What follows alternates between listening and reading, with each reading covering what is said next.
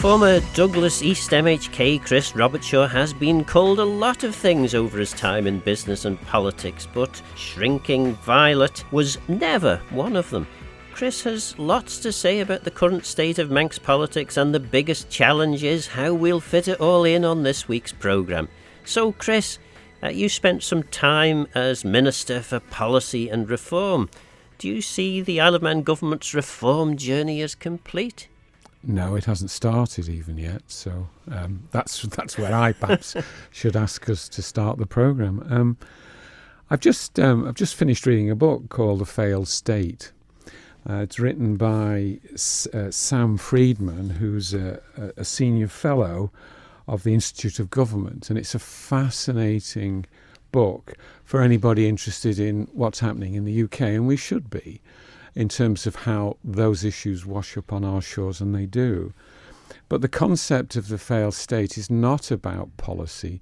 It's about how government works, or perhaps more clearly, doesn't work, and the problems that we've got. And lots of people coming into politics, interested in it or standing, tend to focus, quite understandably, on policy making, on what they would like the government to do on behalf of the electorate.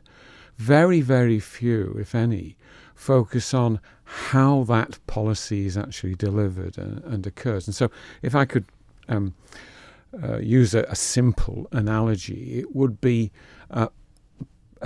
imagining for a moment that the government was a vehicle and that people were concerned about where that vehicle should go and what it should do. My issues is the vehicle itself capable of going in that direction, doing it efficiently, getting where the people want it to go? And my answer to that question is no. And that's why I hadn't been in politics long, as you will remember, Phil, that I got to the point that, goodness me, this doesn't work very well at all. And Alan set me up in this new role as Minister of Policy and Reform. I spent a year studying the subject, coming to the very distinct and clear conclusion that we had fundamental problems about our structure. I did try to encourage others to think the same way and didn't get anywhere, and stepped down. I then felt guilty after that the issue was so important I couldn't let it go. So you might perhaps recall that I then wrote, in the next election, I wrote a manifesto called The Little Green Book of Government Reform. And I went around the constituency of Douglas East saying, look, I understand your concerns about this detail or that detail and respect it absolutely, but please only vote for me if you want government to, as it were, become an efficient organisation. And much to my surprise, I was re-elected. I spent a lot of the time trying to assist and support the development of policy review committees, and you might recall the introduction of the Constitutional Legal and Justice Committee was part of that process. I think the policy review committees did a lot of good work. It seems to have gone a lot quieter since the new administration came in. And then I retired at the last election, but I've got five grandsons, and listen, unless we get that reform, we've got a real problem. And I mean, well, you've done this. You went round talking to constituents. How many of them do you think actually properly understood this? And I don't say this in a kind of a condescending way, because quite frankly, most people in the Isle of Man shouldn't need to understand the complexity of how government works and or how government doesn't work. Yeah, well, it's a perfectly valid observation and a fair one. Why should people worry about that? It's for others to sort that. It's for government itself to sort that. It's for politicians to understand that the government isn't structured correctly and to do something about it, and for the bureaucracy itself to respond to that process. And unfortunately, we'd started the process of reform with the introduction of the ministerial system in, I can't remember, was it 87, something like that? I can't remember. I think it was the 90s, wasn't it? The early 90s, was it? Yeah. But we never finished it, and we've sort of left in a complacent current position where the departments now are clumsy conglomerates that are responsible for both, in their area, both strategic thinking and operational thinking. And my argument was always, no, you're asking too much of the minister, you're asking too much of the senior officers in the department. They can't do both. So I always argued vehemently that there was a need for the separation of strategic thinking at a high level to be moved out of the departments, and for the departments to continue, but to have COOs instead of CEOs, and to be part of... And that is happening a bit, isn't it? Government at the moment have gone for a chief operating officer and a chief executive now. It's Early no. days? The answer is no, Okay. because they've changed the name but not the function. If you've got an individual legal entity, then the person in charge of that department remains the CEO, even though their title might be COO. But the idea of allowing departments to focus on the operational delivery, so people were satisfied with the services that government were provided, and then allowing the strategic process to happen separately for the Isle of Man government, and to go find the very best people on the island, the very best people off the island, form teams around strategic projects, arrive at conclusions, engage at that point with the operational side to make sure that it was strategically in the right place from an operational side, and then to let that strategic team go. And that way you keep government smaller. If you focus on the operational side, at the moment the so-called COOs, the CEOs, have to deal with all sorts of things. So the result of that is that any attempt to refine government and make it more efficient and more productive falls down, because the Treasury are then interacting with these conglomerates. And it becomes a process of, well, where do we cut this, or where do we reduce that, or where do we not do such and such a thing? It isn't led by strategic thinking. It's led by simple financial measures, and that leaves us, as it were, in a position where, if you remember this, as I'm sure you do, Phil, we were concerned about introducing the highest possible level of digital conversion so that we could make government more efficient. The idea was always that there would be less people needed then to deliver the services. And yet, it cannot be argued that our services are now better, and yet government keeps getting bigger and is not living within its budget. And it's a real concern. I mean, I was born in 1948 and therefore after the war, and into a period of great calm post-Second World War, where there was a real certainty about things, and the world developed in a reasonably calm fashion. You don't have to be somebody interested in politics to recognise now what an incredibly turbulent world we're in, whether it's the Western democracies or China or Iran or Russia. Nothing but turbulence and debt. And therefore the Isle of Man is now in a much more precarious world, and we have to make our government as efficient as we possibly can, as engaged as much as possible with the people of the Isle of Man, so that trust and confidence is built up. And we're not going to do it unless we reform government. One of the unfortunate lessons of history, which sadly is only learned for a short time, it appears to be that every now and again, every 50 to 100 years, the world needs to have a big war to settle itself. Do you think that the turbulent times we're living, we're heading in that direction? Well, I guess there's a possibility that might happen, and that would be absolutely the last thing. But is it possible to deal with the structural administration of democratic systems successfully? It is, but it's difficult, and the book. But it needs needs that big shock, doesn't it? It does. The failed state makes your point there that periodically there needs to be a shock to the system, and we are getting closer and closer. And sort of, I don't know, kind of expected that maybe the post-COVID era, COVID maybe could have been that shock to the system, but it apart from draining public finances, in terms of ability now to spend your way out of a problem, it doesn't really seem to have caused a major reset in the way in which we do government.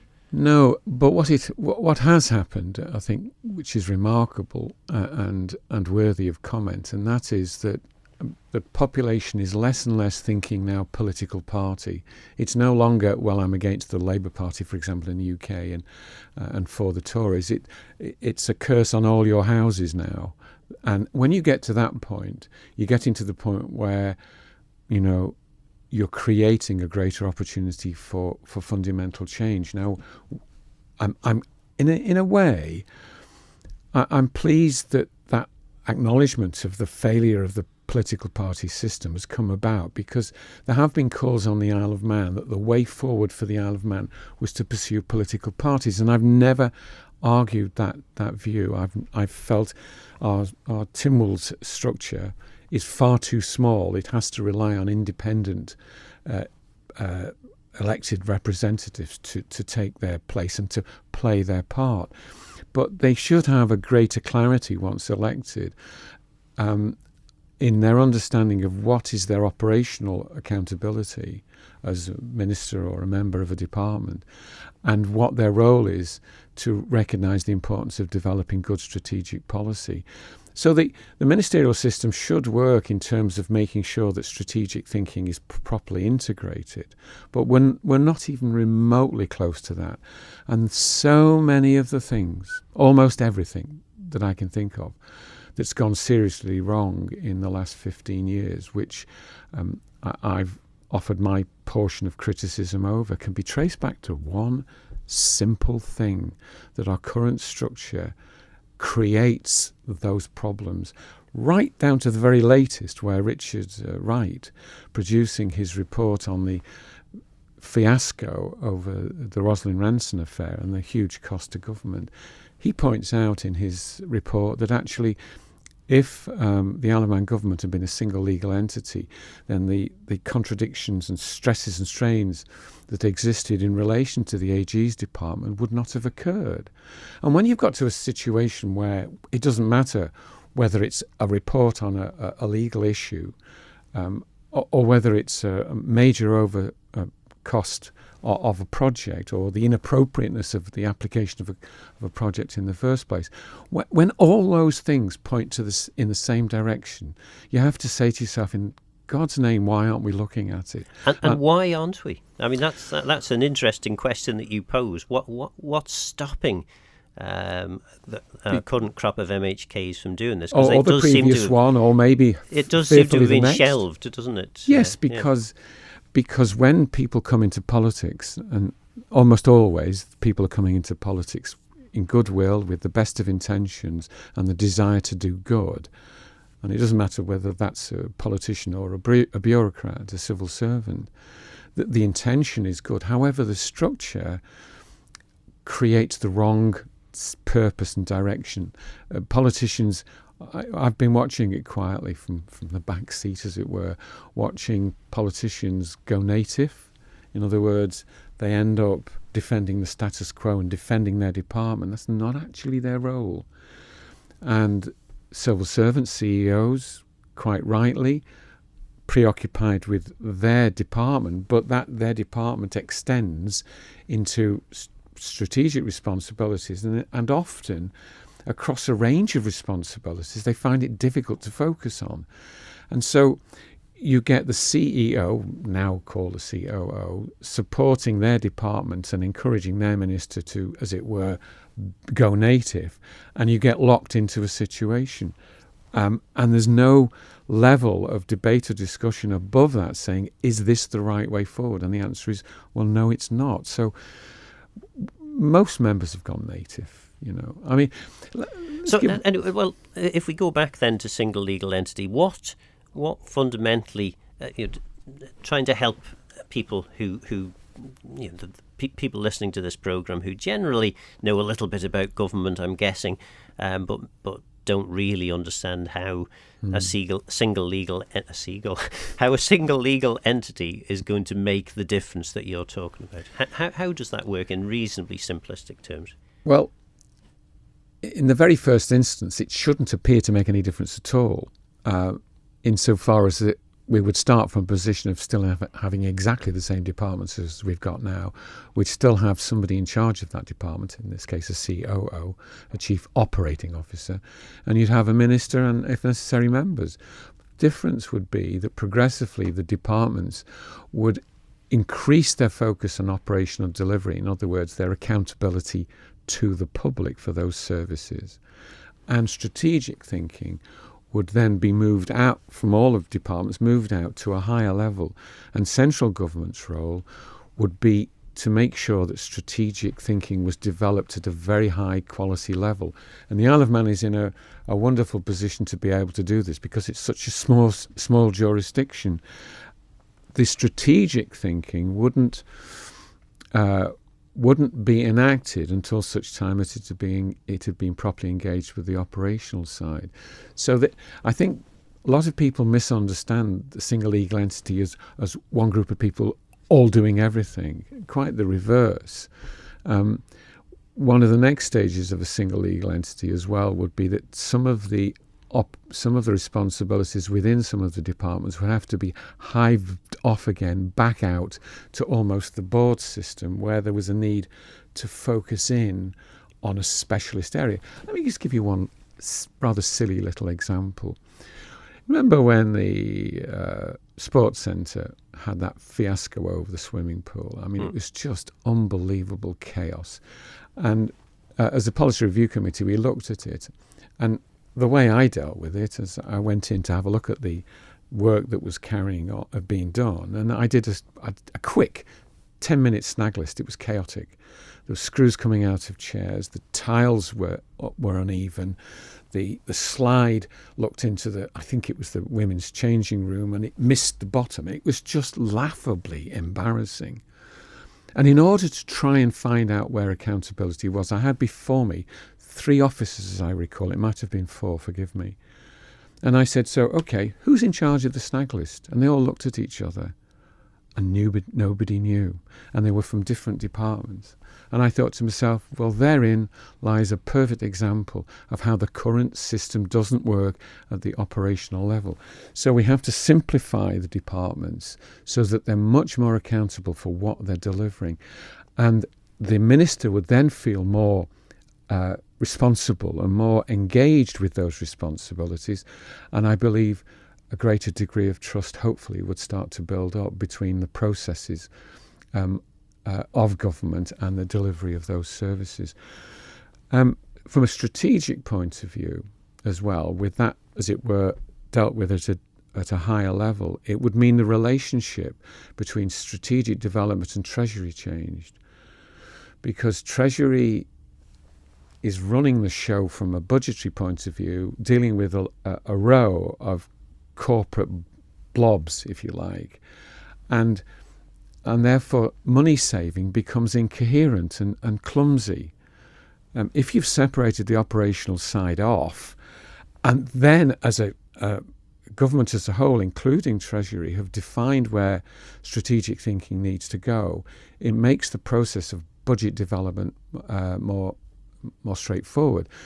It's crazy that despite everything, government keeps growing, and yet the service delivery in a number of areas diminishes. And you think, where's all this going? Why is it happening this way? Why is it that when we quite rightly pursued digital inclusion as much as we possibly could to try to bring the size of government down, it's actually got bigger? It then brings the point forward, and there's too much to discuss in one programme, isn't there? Are we starting to overregulate ourselves on the Isle of Man? Have we now become a body that just concerns itself with more regulation? Well, we'll take a break now, and we'll get into overregulation after the break.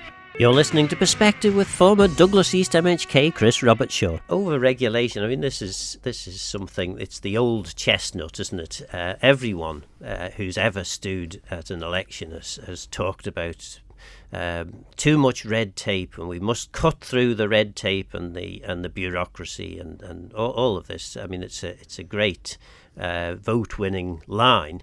but it rarely happens, does it?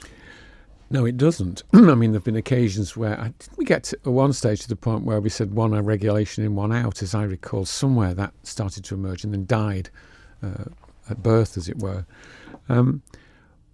We have to ask a fundamental question: do we really want to carry on following the UK in a regulatory sense? And the answer is no, we don't.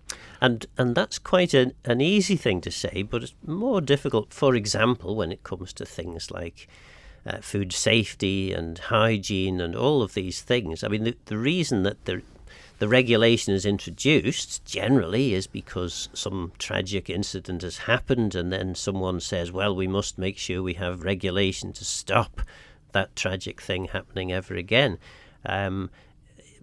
There's a risk at deregulating too, isn't there? Yes, too far. But we have got to the point where we're over-regulating, and there can be no doubt about that at all. And the UK, in fact, the UK is now introducing regulations in a pretty clumsy way, and law in a clumsy way. And as I say, if you take the time to read the book Failed State by Sam Friedman, which you can get at Waterstones, he brings forward the point that the whole process is becoming so clumsy, the rush to law, if you like, has been so badly thought out that the judicial process through judicial review is starting to step in. And so we've got this awful situation starting to emerge where judicial process is starting to interfere with political process, and it's not the judiciary's fault, it's the failure of the political process. And again, in the UK, the problem is the executive has got really powerful now in relation to the parliamentary process, which is, diminished and is degraded massively compared to where it used to be. And that problem, to some extent, emerges from the instantaneous nature now of communication, and people rushing their fences and getting over enthusiastic and becoming zealot ideologues over one subject or another, none of which is good government. But executive government is reacting more and more and more to this instant demand for absolute quick response. So, and of course, all this then, I'm guessing, leads to this breakdown in trust that seems to be happening across most of Europe at the moment in what we would see as conventional political systems. Yeah, absolutely. And the party political process is broken down, trust is breaking down. And, what we need is, on the Isle of Man, and we can do it, is sort of grown-up, serious government. And I'd hope that before the next election, those interested in wanting to step forward and put 5 years or more into the process of being involved in politics and government, seriously want to engage in the issue of how can we make our government respected, trusted, efficient and cost-effective? Because right now, are any of those things applicable? I think to some degree the answer to all of those is no, it's not. Should we try and consider one of the big issues, the biggest issue, certainly in terms of the coverage that I was involved with for Manx Radio over the election, was what was described by pretty much all the people who were seeking a seat in the House of Keys as the housing crisis. We are just about now 3 years into the 5-year term in office. There were initial steps that appeared to be doing something about the problem. The Housing and Communities Board was established, presumably to do the strategic thinking that you're talking about. The operational side was left in the various departments that have an interest in housing. But 3 years in, we don't seem to have got too much further. Well, I don't know the internal processes that have gone on, which has slowed down that drive. I'd have to examine that in detail before I could give you a sensible answer. But my instinct is that if we had a situation where the strategic decision was very clear and government at the highest level, both officer and politically, were united in pursuing that, then in the method of government that I would wish us to pursue, and I think it's essential that we get there somehow or other, is that the drive for that process to be delivered would be too great. How things at the moment get sort of knotted up and confused is probably the answer as to why nothing has happened. I'll give you another completely different example, if I may, Phil. Where you got people coming to the Isle of Man wanting to invest in the Isle of Man and create a business, then quite often the initial welcome was always there, the serious and sincere welcome.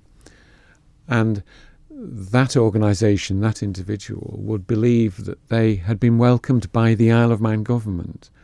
It would only be when they started to get into detail over planning or processing or budgets or whatever, that each department would then have its say and would drag and slow the whole process down.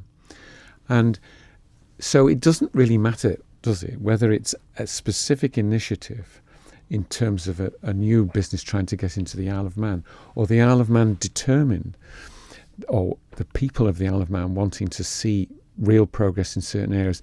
The conglomeration of our current system slows everything down almost to a stop, and then members of Keys as elected members lose their mojo, really, and nothing really happens, because it's easier to say no on something, and no, we don't want to do that because in this area this is our responsibility, and no, it's easier to say no than to say yes. And of course, one thing that is also easy is on a programme like this to say, actually, what we need is strategically focused politicians and civil servants who can stick to the core issues and deliver those. But every time something appears on the front page of the newspaper or the headline on Manx radio, which hasn't been part of the sort of the strategic focus, the core issues,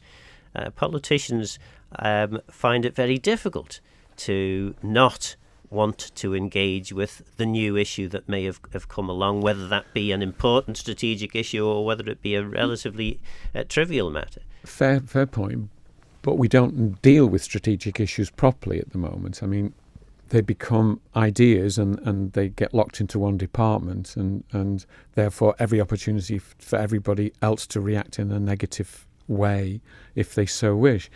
But if you deal with strategic thinking in the right way, government would have to be united in its purpose and have discussed the difficulties and complications and negatives of it before then entering into a situation where it started to emerge and people started to act negatively about it.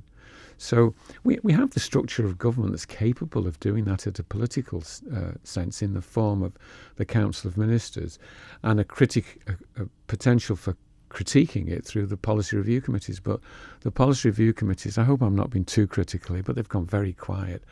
I mean, I don't want to bang the drum of those of us involved in them in the last House, but there was an energy coming out of them, which was part of the whole process of developing policy, which seems to have faded. And of course, going back to what we were talking about at the start about the introduction of the ministerial system, I mean, in my estimation, the ministerial system works exceptionally well in terms of government actually managing to work collectively and collaboratively, and certainly compared with the old board system, decisions can be taken relatively easily. And again, in my view, probably about 90% of the power in the Isle of Man rests in the hands of the Council of Ministers.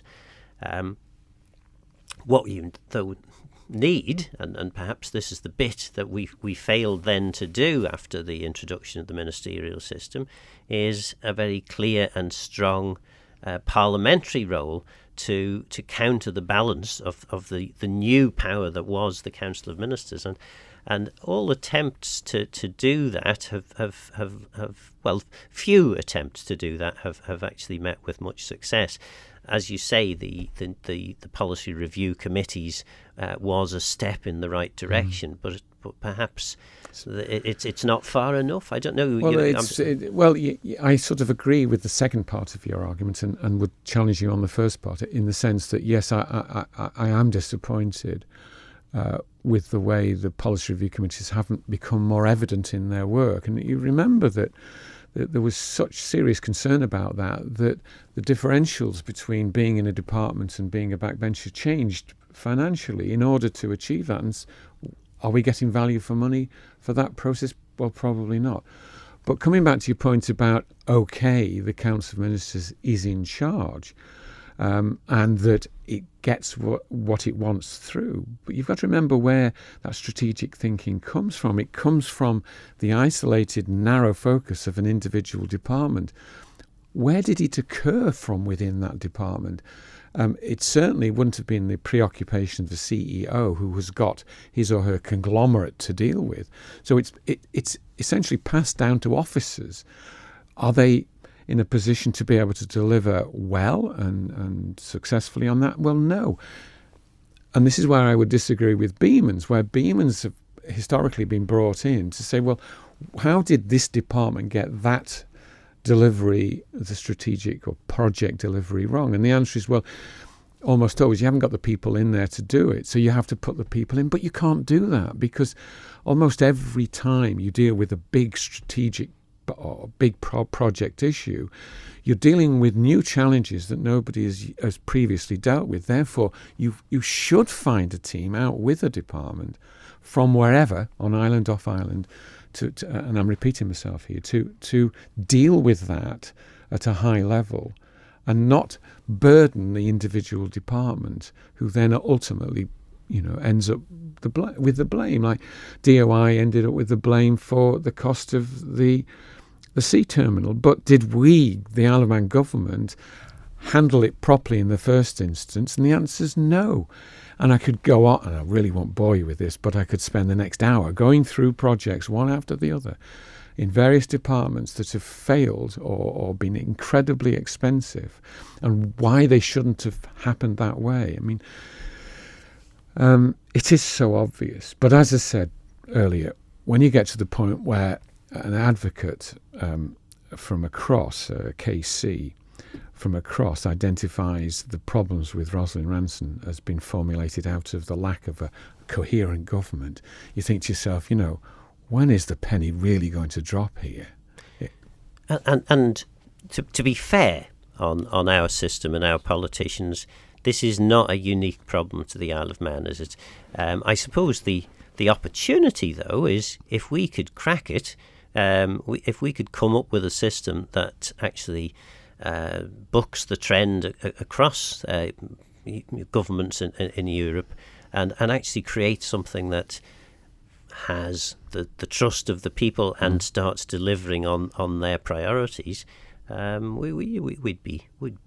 we could dine out on it, couldn't we? We could, absolutely. And I don't see why it's not possible, because if you consider the degree of complexity that the UK now faces to try and sort its fundamental problems out, not just its policies, but how those policies are delivered to the benefit of the people right across the country, they are absolutely overwhelming, I would say.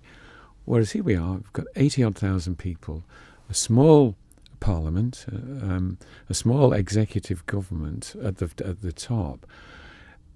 Why on earth can't we achieve success? When one comes back on the ferry these days, apart from enjoying the new boat, you're glad to be back. You go through some of the towns in the north of England, you think, goodness me, pride has gone. A desire to do well seems to have dissipated completely. There are people sleeping in shop doorways. There's litter on the street. There's chewing gum on the road. You think, goodness me, how grateful I am to live where I live, peaceful and safe.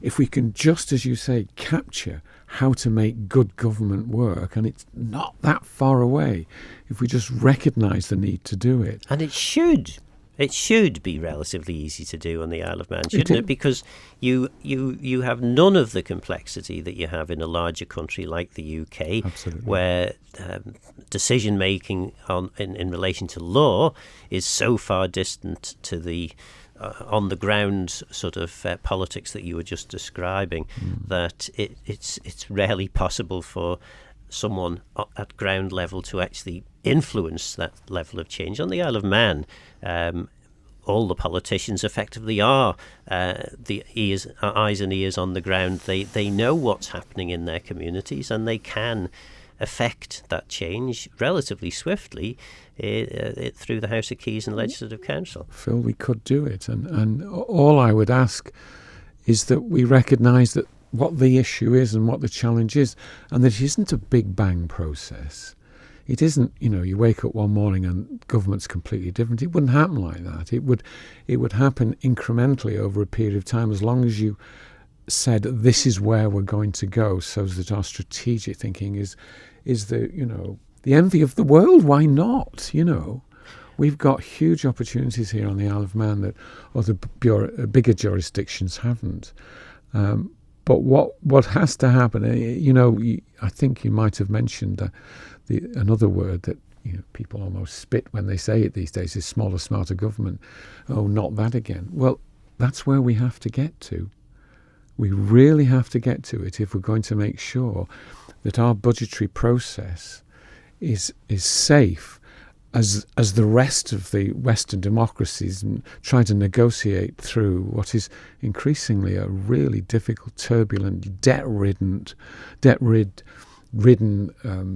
politically incoherent, lacking in trust situation. We can be an island of good if we just recognise what the fundamental issues were.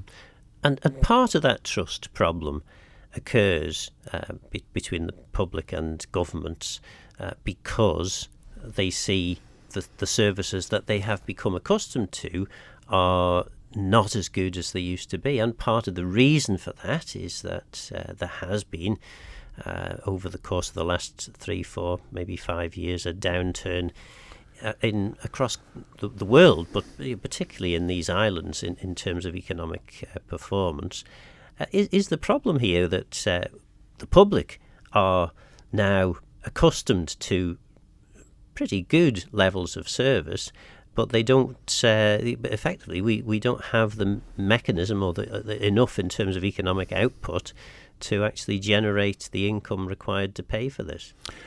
Well, gosh, you've opened the door to a big subject there, but I think it was about 2015, 2016, I started saying in Tynwald, particularly around the budget debates, and it's in Hansard, that the Isle of Man better get used to very quickly the idea that the cost of delivery of services would escalate quite phenomenally. And that process has been going on, and right now we're hearing public sector elements enduring increases of 15, 22% or whatever it is in pay, and the Isle of Man has got to be competitive in that area. And yet, are the departments themselves, these conglomerates, are they in a position to focus sufficiently on operational delivery or downwards?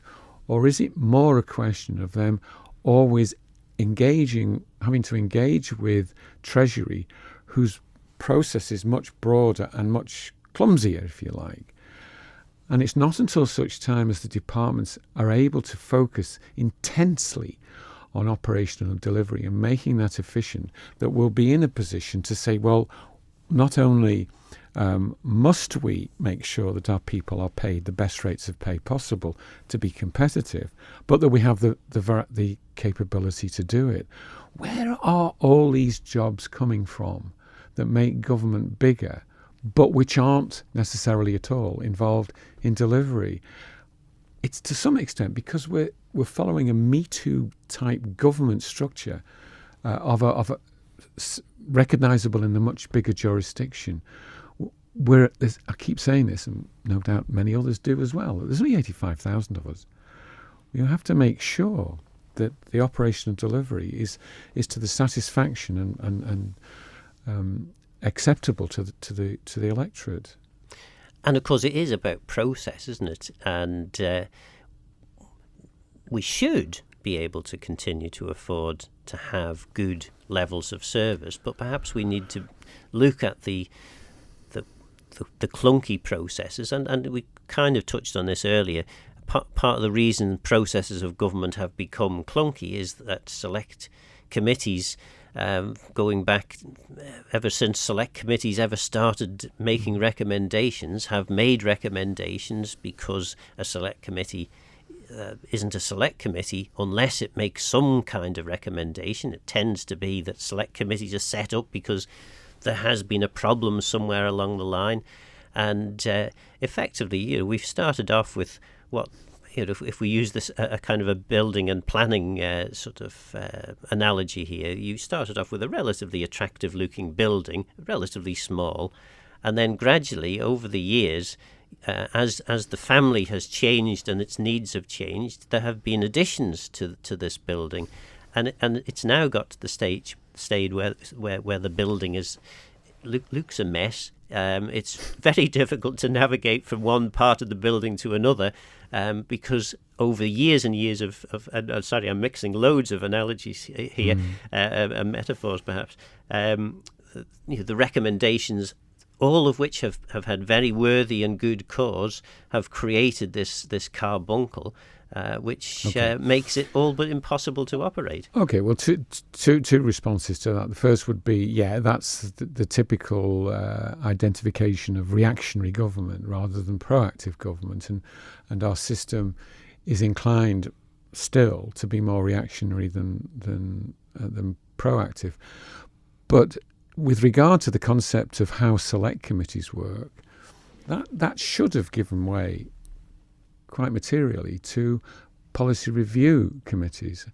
And policy review committee work is intended to constructively criticise policy. It isn't to produce this is wrong and that's wrong. It should be, well, you need to think about such and such a thing, or we've identified that within the policy structure that needs adjustment. And so that should be a part of the proactive process.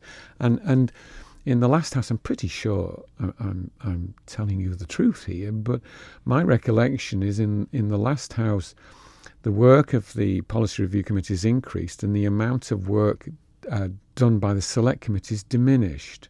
So you should have seen something of a growth in positive policy reaction, how to make things better, rather than necessarily the critical process of government, you've done this wrong, and these are our recommendations. But of course, it's a big ask, isn't it, to take going back to my carbuncle building analogy, to try and find a way in which you take this overburdensome structure and make it into something beautiful and simple. Well, what I'm suggesting does make it simpler, because once you move the strategic thinking out from the departments and then say to the departments, your role is to deliver operationally. That's it. You haven't got to do anything else. We need your advice when we deal with things strategically in the centre to make sure that from an operational perspective we don't go seriously wrong. And it could happen without that operational advice. I think then thereafter there would be a need to look at certain functions which would sit better out on their own again.